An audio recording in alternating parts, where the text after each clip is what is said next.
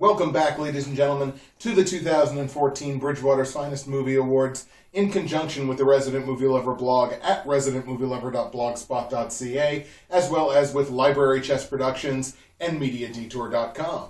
And now we're getting into, again, what we call the co-main event of the evening, I suppose, the top 10 worst movies of 2014, movies that just utterly wasted our time. But I'm going to toss some honorable mentions out there before we get started. These would have been movies that I rated either a 40, a 35, or a 30 out of 100. So I mean, 45 or like 40 is really not terrible, but it's a movie that certainly was by no means good. The two 40s that I have in the honorable mentions are Pompeii, which was just a truly boring, what was supposed to be a grand scale, like just huge movie, and it just ended up just boring the crap out of me. A movie about one of the most destructive, coolest things on planet Earth. Exactly, and it just ended up being boring. It's like, how do you look like a volcano? Exactly. As well as 3 Days to Kill, which was a Kevin Costner flick that just it was going okay up until the end, when the end just became dreadful, and it really, unfortunately, was one of those cases where the ending just totally torpedoed the movie. Dang. A couple of 35s that I wanted to mention. Devil's Due, which is basically as formulaic a horror movie as you can possibly get. There was a little bit of originality in it, and there was like one good scene towards the beginning. It's a possession scene where you don't really get to see the possession happen, as well as Tokarev, and it pains me to put a Nicolas Cage movie that low, but Tokarev was just not a good movie. It wasn't the worst movie of all time. No, like definitely silly crime movie, but it wasn't worth seeing. No, it really wasn't. It was just like, there's some entertainment value in there for somebody that likes that genre and that style of movie, but for me, not so much.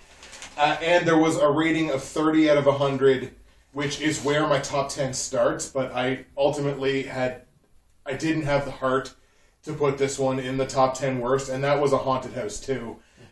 Just because, I really liked the first Haunted House. As you'll remember last year, it was on my top 20 best movies of last year, because it surprised me so much that it was felt like the original Scary Movie. But so those are my honorable mentions for worst movies of the year, movies that are ultimately passable, but really should have been better.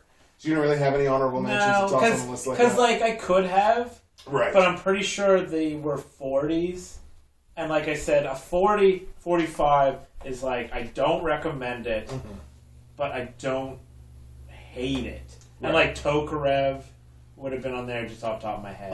That's really the only one I could think of. Only because you mentioned it. It's worth noting, by the way, that our rating systems are not the same. Yeah. So what's a 40 for me is not what's a 40 for him. And it's also worth noting that it's probably not going to be what you would think a 40 would be for you. So, I mean, this is totally subjective on our own rating scale. We talk a little bit more about our rating scales actually on the contributors page on the Resident Movie Lover blog. So if you go to the blog, there's a page along the top called Contributors, and we kind of talk a little bit about what our rating system means to us. So if you want to go to the blog, residentmovielover.blogspot.ca, link is in the description below. You can go there, take a look at our rating systems, get a bit of a better idea. All right, so our top 10 worst movies of 2014. I've already done a bunch of talking with my honorable mentions. I think I'm going to let you start this off. You're going to love this one. All right. Number 10. 300 Rise of the Empire. Boy. But not number 1. No, it's true. It's true. Because that's the thing. As much as I down on 300, I I didn't like the first one really either, but I didn't despise it. Right. I just kind of exaggerate a little when talking to you because he likes 300. The original 300, just for some context here, is probably my favorite guilty pleasure movie of all time. It's stupid. It's unabashedly stupid, and it knows how stupid it is, and I love how stupid it is, and I love how stupid it knows it is. But it's a lesser 300, falls into the same traps, the endless slow-mo. Yeah, it's true. It's just too much. I passed it. I gave it a pass just for Ava Green boobs. Yeah, I was just about to say, like, that's too possibly straight, man. That's a plus. That's a plus. We ain't above that. You know who else wasn't above giving a little bit higher rating for boobs? Roger Ebert. That's true. If a girl showed boobs in a movie and he was up front, he was like, yeah, boobs. Yes. Like Ava Green was the only, not just because of her boobs, although that helped, but she was like the only redeeming. Yeah, it's true. Yeah, and I mean, it's worth stating, Athenians are just not as interesting as Spartans. Yeah. They're just not. Okay, fair enough. But I gave it a 35. 35. So it was like an almost. Not pass, right? But an almost, but like an almost okay, yeah. This is not the worst thing that's ever happened to humanity. My number 10 worst movie of 2014 is Winter's Tale. Now, Winter's Tale stars Colin Farrell in kind of this urban fairy tale kind of thing, fantasy, with actually a great cameo by Will Smith as the devil. That was actually fantastic, and the scenes where Colin Farrell is talking to Will Smith and you know that he's talking to the devil, that's actually pretty good. My biggest problem with Winter's Tale, aside from the fact that it was like melodramatic, and melodrama can be used as a positive term and as a negative term. In this sense, I'm using it as a negative term.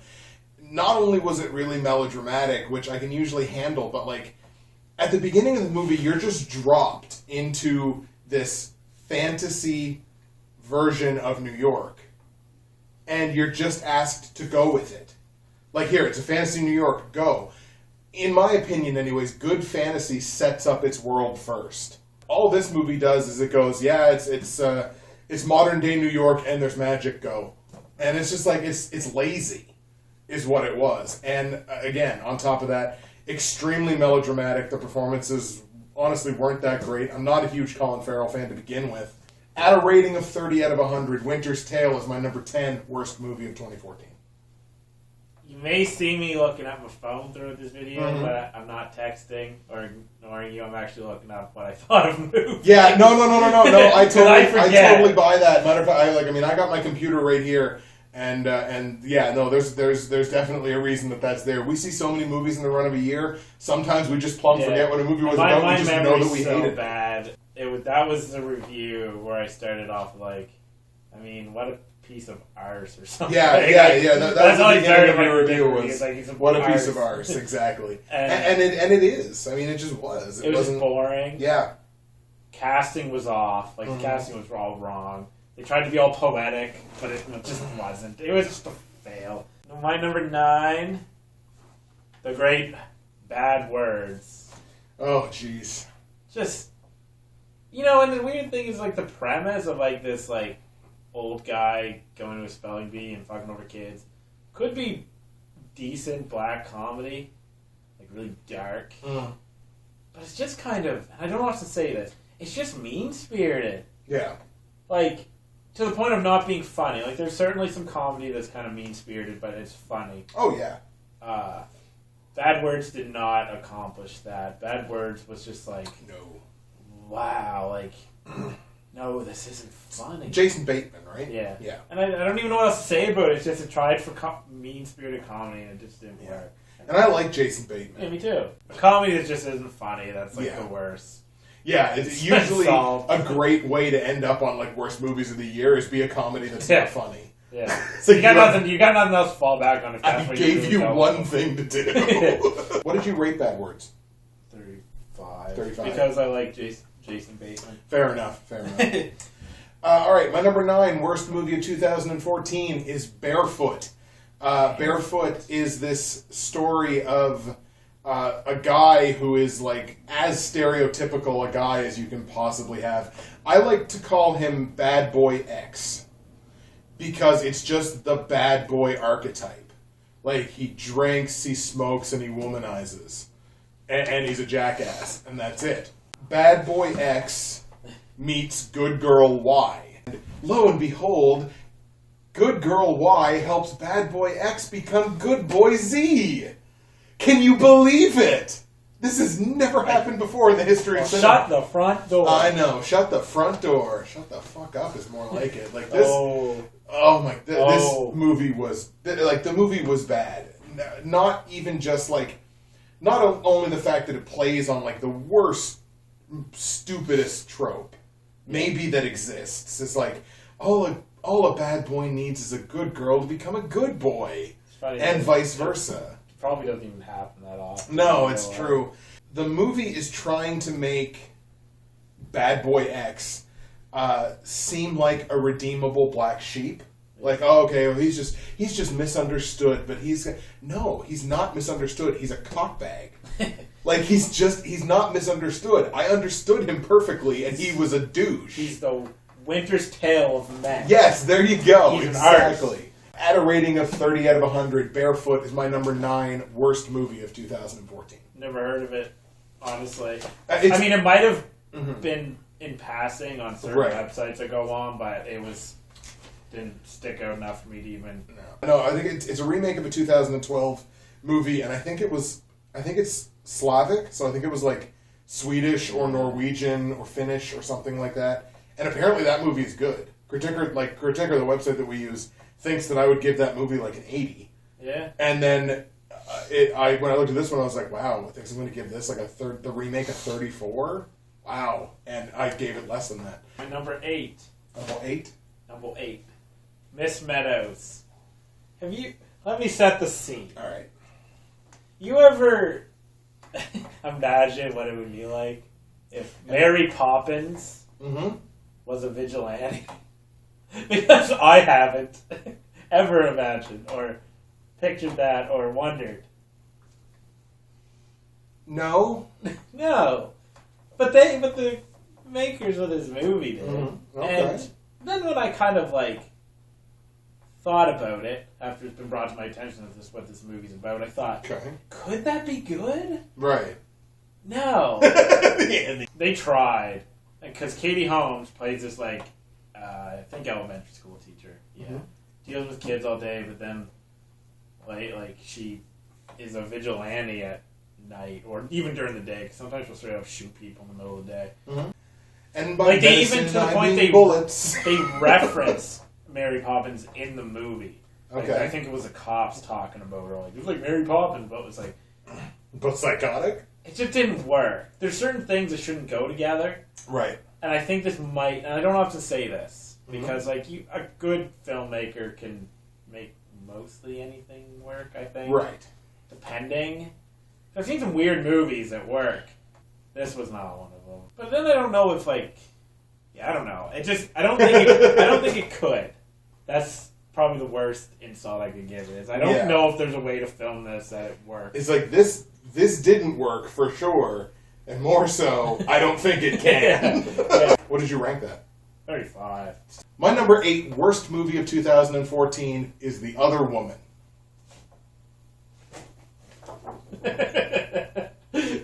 This was coordinated. This was very poorly.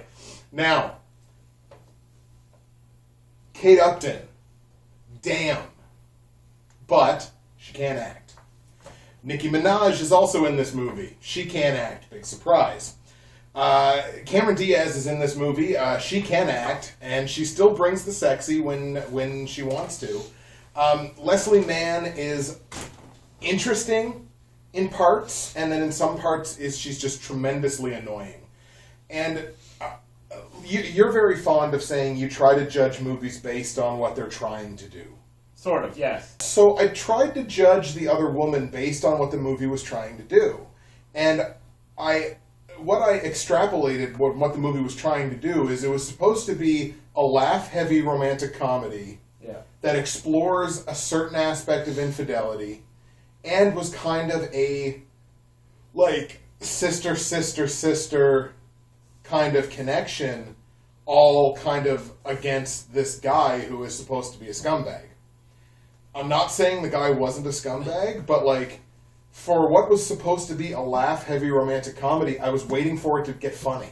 Moreover, the female characters were not sympathetic at all. Like, it was supposed to be kind of a sisters doing it for themselves, like a big, like, pro-woman movie, but it's like the only reason that these girls had any association with each other whatsoever was because of the guy.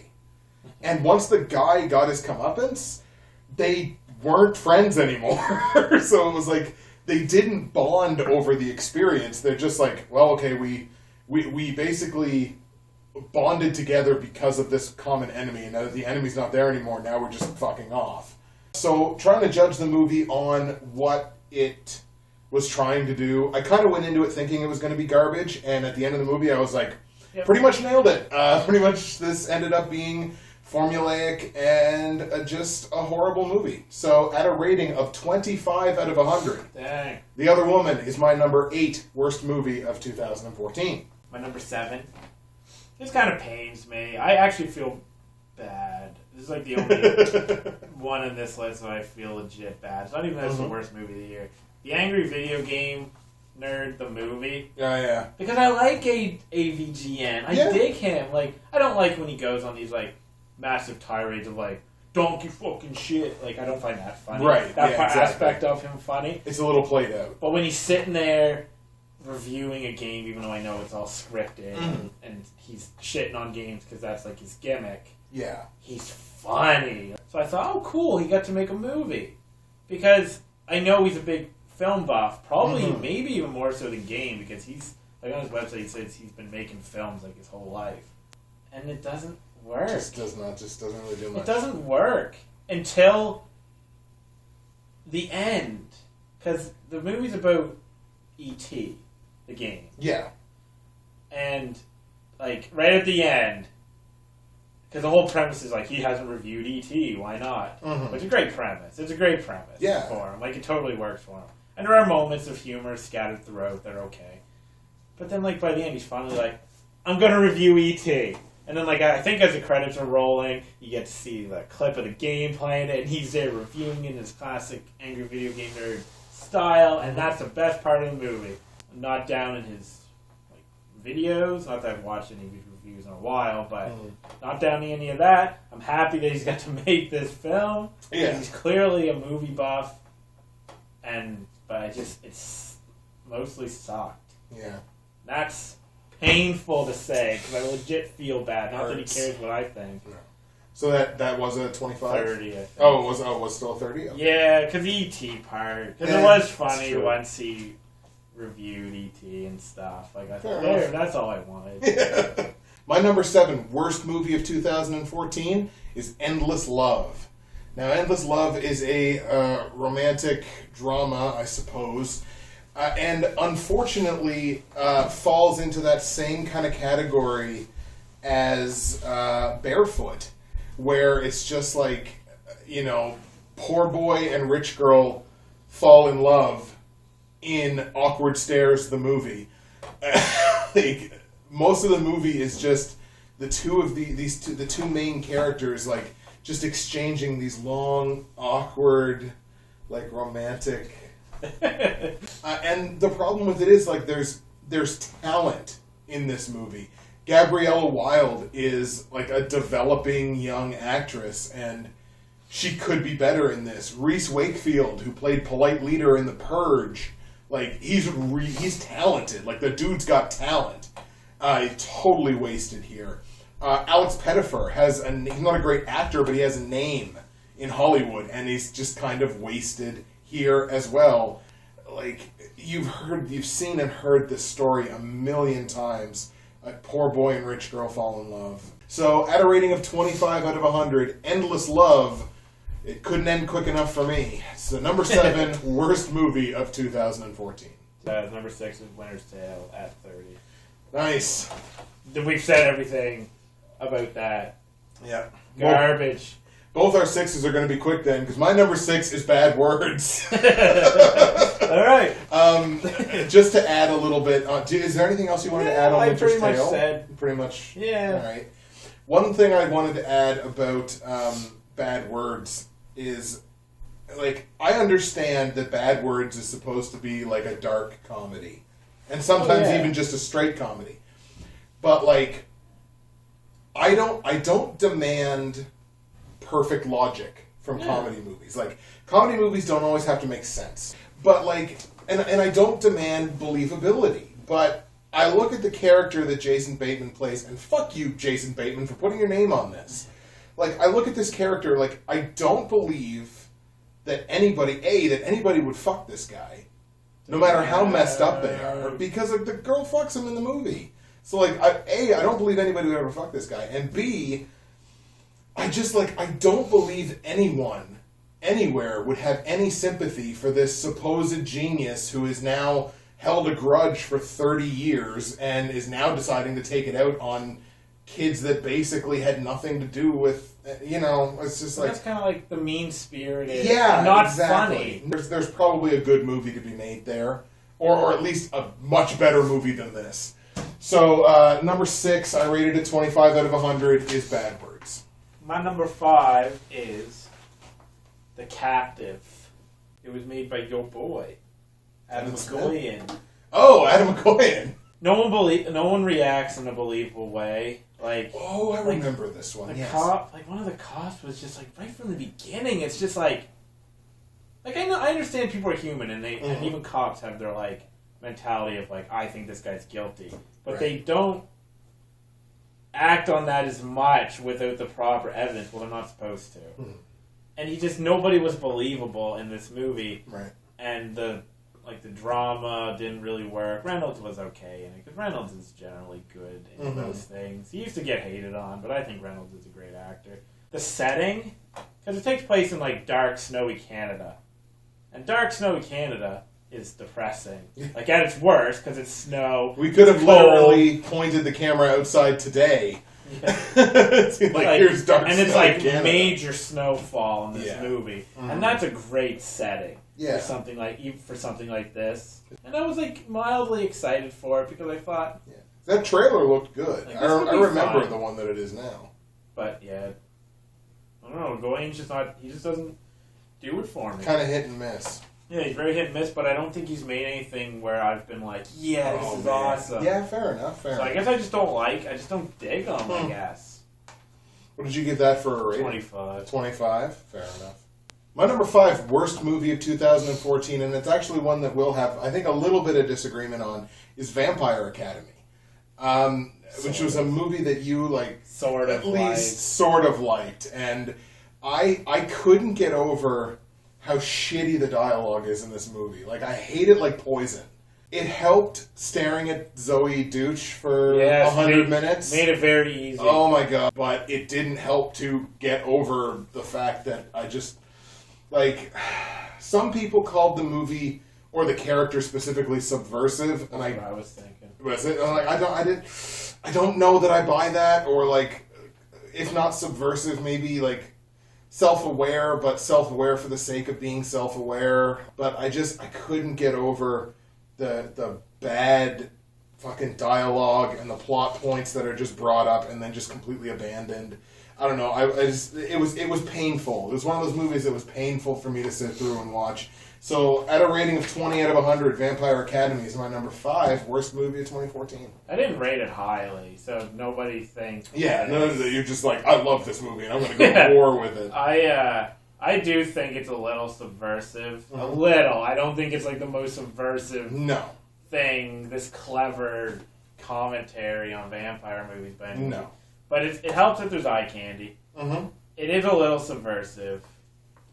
But the reason I originally, even while you were when we saw trailers on video, that looks like garbage. The one reason why I thought this might be an underrated gem is because of the director. Because I looked at the director, and he did Mean Girls. Or she. Right. I think it's a he. I can't remember who directed it. But I just remember thinking, this is the director of Mean Girls. Mean Girls was a surprise. And apparently the Vampire Academy books are not that bad. Oh, really?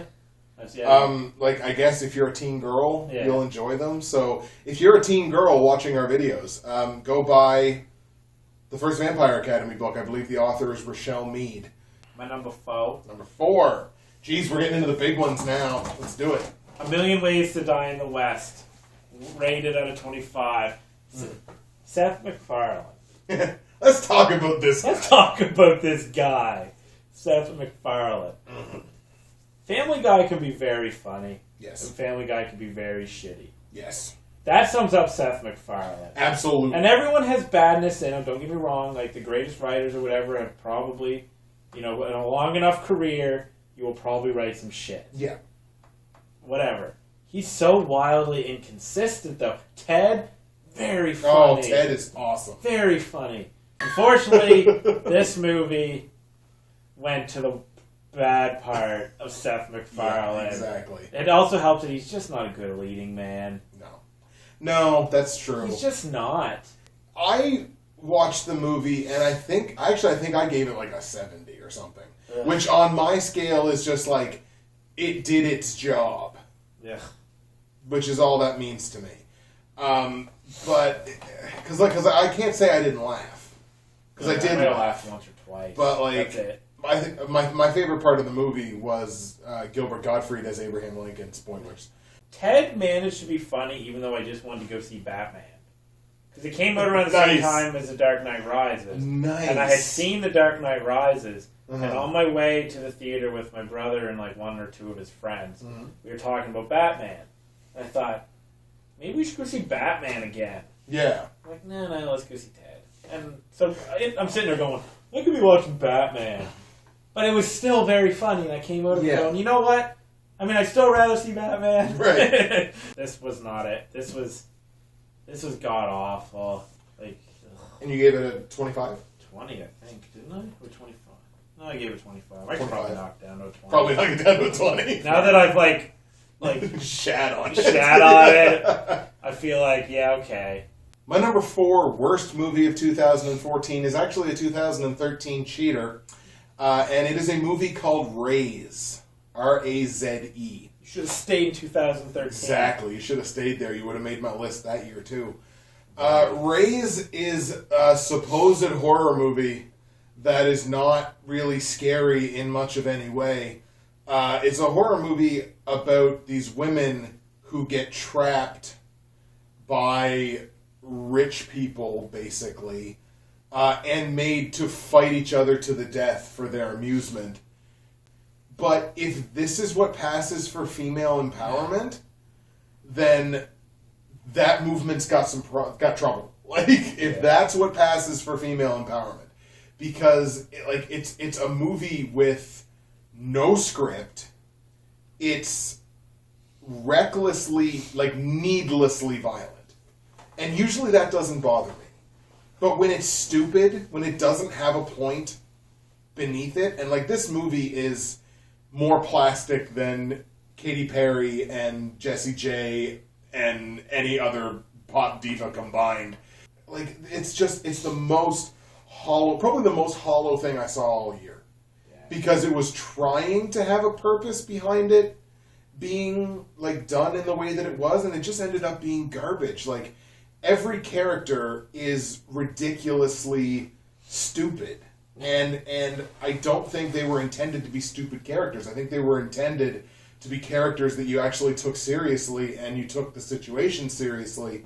And it ended up being just nothing. It was just okay, here's not even cage fighting. Here's just okay, here, we're gonna throw you in the sand pit, fight to the death.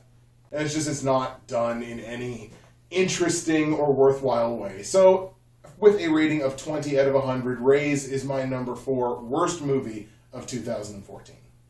It's an okay premise. It's a workable it's premise. It's nothing that I would be yeah. It kind of reminds you of something like Battle Royale, or even really The Hunger Games when you think about it. Well, yeah, exactly. Not it's not entirely the same premise, but no. I mean, it kind of is in ways. But yeah, this concept has been done very well. One more thing I have to say about the movie. It taught me one important lesson. Kickboxing makes girls make out with you, confirmed. Just talking about yeah. We're into the top 3! My number 3 is almost not fair. Because... You feel like you're picking on something? Well, I do in the worst movies. Okay. But there are those movies that you know don't have a chance. Uh-huh. And this is one of them. It's called Ninja Apocalypse. Ah. Although the thing is... It's a pretty good name. Yeah, going into it I go, Ninja Apocalypse. Apocalypse with ninjas. That might be fun, but all signs point towards it being a shitty movie because nobody knows it. It's probably direct to TV, right. I would imagine. You know, there's nothing behind it. The budget was probably low. Sounds like some of our fan fiction from grade 7. Yeah. Ninja Apocalypse. Yeah. And then what got me was, it's like they thought zombies were cool. Because zombies were in it too. And I know zombie apocalypse. Yeah. But I'm just like, why are the zombies in this movie? And it's like later on, like, it was essentially about like these different clans. Mm-hmm. And the main clan that we follow during the movie get framed for assassinating, like, I don't know, the ninja master or whoever. Like, there's a big meeting. Okay. And there's like the main ninja guy who's like talking to everyone. Main ninja. Like they're trying to kind of bring peace. Yeah. Bring peace for these different clans because there's like a rival threat out there. So they're trying to do that. But then of course somebody frames this so they go on the run. Kind of like the Warriors actually. Okay. Like where like the one group gets framed and then the other ones are kind of after them. But it's so cheesy and bad and just terrible. And I kind of knew that going in, but I still had hopes because Ninja Apocalypse. Yeah. But it seems like it might be a workable premise. Yeah, like, I like ninjas in Apocalypse. It's like, I feel bad. It's unfortunate. I feel bad. What did you rate that? 20? 20? 20? 20? 20 out of 100. What's your number 3, Justin? My number 3, well, Tyler, I will tell you what my number 3 is. My number 3 worst movie of 2014 is Hercules, as we mentioned in an earlier video. 1. Not even number 1. Wow. Which is shocking to anybody that read my Hercules review because I just pissed on the movie. Like, I just pissed on all of it, basically, except for, like, a couple of good characters and the fact that The Rock wasn't total garbage. Yeah, like, it's hard to entirely hate a movie that The Rock is in. And, like, I saw the movie in 3D because I had no choice. And the 3D was even, like, almost worth it. And I was like, okay, I hate that this is attached to such a shitty movie. Like, I wish this would have been the 3D in the first Thor. But, here's the problem. In Hercules, they basically retcon the story of Hercules and turn Hercules himself into a con artist. Dang. That's basically it. Like, that, like, oh, Hercules didn't actually do any of the feats of, the 13 trials, or the 12 trials, that he was supposed to accomplish in order to join his family, which are, like, the gods on Olympus. Yeah. And basically just retcons him into a con artist who goes around with this group of people who help him. It's not that he's weak, but they help him do all these acts. And then he basically has his Flava Flav hype man, who's basically like, oh, do Hercules bomb-ass shit. One of the worst things about the movie is that it patently refuses to make a stand on whether or not the gods actually exist. Like, I'll be okay with a bad movie as long as it takes a stand on, like, if it includes something like this, either it exists or it doesn't exist. And if you're gonna say, like, Hercules was a con artist and the gods don't exist, I can respect that if you stick with it. But they don't. That's the way they go for, like, 95% of the movie. And then at the end, they're like, we're leaving the door open. It's ambiguous. Maybe the gods do exist. And it's like, no, take a fucking stand, for God's sake, and hold on to it for 100% of the movie. But, oh my God, like, Hercules...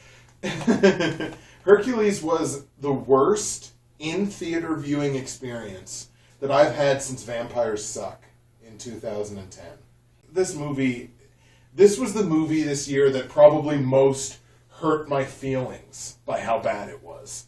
Not that I expected it to be great, but I expected it to at least do me some service. And it didn't. And this is only my number 3. So you may have noticed that the camera just shifted very slightly, and I'm in a slightly different position than I was literally just a second ago. We just lost the tail end of the recording of this video because the camera decided to stop recording for some reason. So unfortunately, we're going to be now re-going over what we've already said. So the last 2 might seem a little bit rushed, so we apologize for that, but technical difficulties, what can you do? So for my number 3 one, as I said, my number 3 worst on the year was Hercules at a rating of 20 out of 100. So what we're doing now is we're doing the last 2. And funny, this actually kind of ties into the It kind of does. But my number 2 is Sex Tape. Yeah, which as I said, a movie I intentionally avoided this year because I just didn't think it was going to be all that good. Just a crappy, raunchy comedy, like too raunchy, not funny raunchy. Mm-hmm. I'm okay with a little bit of raunch, like some great movies have been raunchy. Right. This was just too much. It wasn't funny, and the chemistry between Siegel and Diaz wasn't there. And not a like we kind of like we said, not a terrible premise, but not a terrible premise. At the same time, it's just like when it's done in kind of a juvenile way, like, oh my god, adults don't understand the cloud, tee-hee-hee, it's just like, oh, okay, yeah, great, like there was a moment or 2. That was funny, but that's about it. Almost like it was a half of a commercial for Apple. Alright, your number 2. My number 2 worst movie of 2014 is actually a 2013 cheater, and it's called Freezer. Now, Freezer stars Dylan McDermott in a truly awful performance, as a guy that gets locked in a freezer, literally. So 95% of the movie takes place in the interior of this freezer. He gets thrown in there by random Russians, and they come into the freezer periodically to ask him where the money is. They don't say what money, they don't say anything really about it, they're just like, where's the money? And he says, what money? And then they leave. Yeah. And then they come back 20 minutes later and say, where's the money? And he says, what money? And they leave. And this happens for about an hour and 30 minutes. Doesn't help, of course, that, again, Dylan McDermott's performance is shit. And the technical execution of the movie is really bad, too. Like, it's set in a freezer, it's cold, you're supposed to be able to, see your breath. And they kind of do that sometimes, and then sometimes they just kind of decide not to. There's a side character in there that it would have been better if he wasn't in the movie whatsoever. There's a twist that is absolutely pointless, and there's really no real reason, really, for anything to be happening in this movie. He was dead the whole time. He was dead the whole time. But yeah, just weak sauce B-movie ridiculousness. There's a twist in there that just doesn't save it whatsoever. Nothing redeemable about this movie. At a rating of 15 out of 100, Freezer is my number 2 worst movie of 2014. My number 1 is Friended to Death, which I rated a 10 out of 100. About a social media junkie who fakes his own death to pretty much get attention. Mm. And it's like, it's an okay idea, like an okay premise. And it was attempt at kind of a dark comedy at times, but the guy was really over the top and just to the point of ridiculousness. Yeah. In the last time we talked about this, I said that don't confuse my lack of real hatred and my lack of hatred. Don't confuse it. I'm disheartened by it. Yeah, and that's worse. Exactly. I gotta throw out this line again, but it's like a slow head shake out of 10. Right, yeah. And I'm not mad. More. I'm just disappointed. Yeah. And yeah, absolutely. And that's my least favorite movie of the year. My number 1 worst movie of 2014 is a teen comedy, which is a prevalent theme for me for the last 3 years or so, because I'm a crotchety old man. You're trying to recapture your teen years. I guess, trying to recapture my teen years with Premature. And boy, this movie is premature and undercooked, and should have spent more time in, pre-production, probably. So Premature is what happens when American Pie, Porky's, Groundhog Day and Ferris Bueller's Day Off have a baby. All superior movies. Also fucking Must be way noted. better movies than this. So it's like they take little bits and pieces from each one, and you'd think it would make like a better whole, but no, it just makes like the worst ADHD kid that you could possibly imagine. Dang. The idea behind Premature is you have this kid who's trying to lose his virginity by prom, I guess. Everything that makes these kind of movies good, Premature does not have. So he's trying to lose his virginity by prom. He's got this girl best friend who is like secretly in love with him. Shock, spoilers. But he's trying to have sex with the ridiculously vapid hot girl and da-da-da-da-da. Like just all derivative of much better movies than this one.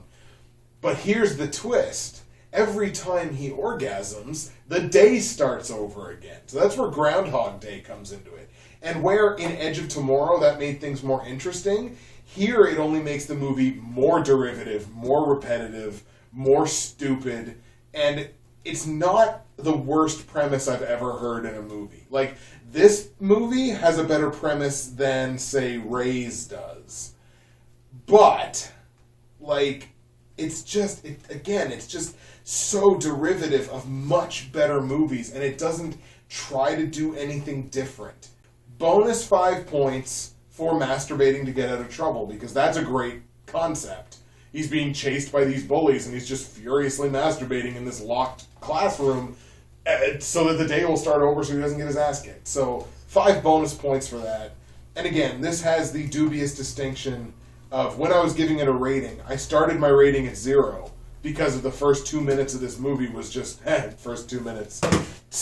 Nothing redeeming about it. The characters are awful. The dialogue is awful. Everything about this is the worst of teen movies. Premature at 10 out of 100 is my number 1 worst movie of 2014. For anybody that wants to make this movie, again, because eventually this same movie's going to get made again. There's no stopping that. For everybody out there that wants to be Judd Apatow, don't want to be Judd Apatow. You're not gonna like be. just be yourself. You don't have the talent, No, writing or directing, and you also don't have the cast. You also don't have Seth Rogen. Yeah. So anyways, that's it, folks. That's going to bring to an end our top 10 worst movies of 2014 for a second time. Join us on the next video when we finally get into the big one, our top 25 best movies of 2014. See you then. See ya.